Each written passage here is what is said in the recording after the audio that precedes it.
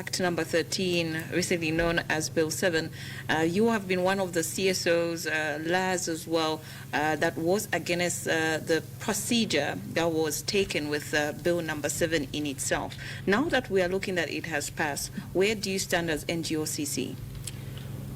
Firstly, law is law, and every citizen is bound to the Constitution.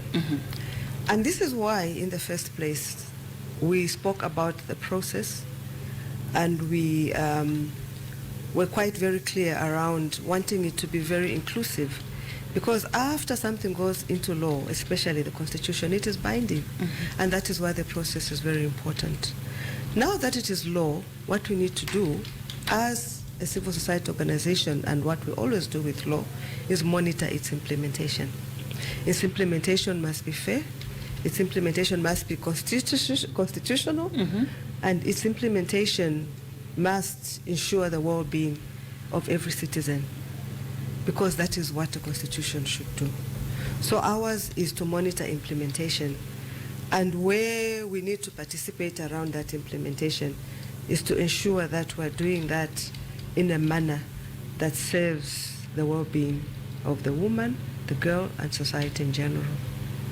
Do you see any connections between the constitutional reform and protection for women's rights, especially in elections and civic engagement?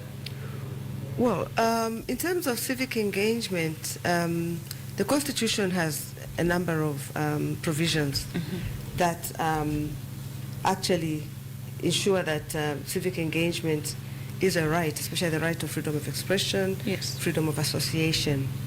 But as with any law, the issue is in its implementation. So when you look at protecting women's rights, yes, there are clauses in there that protect us from a human rights perspective, and also from a gender perspective.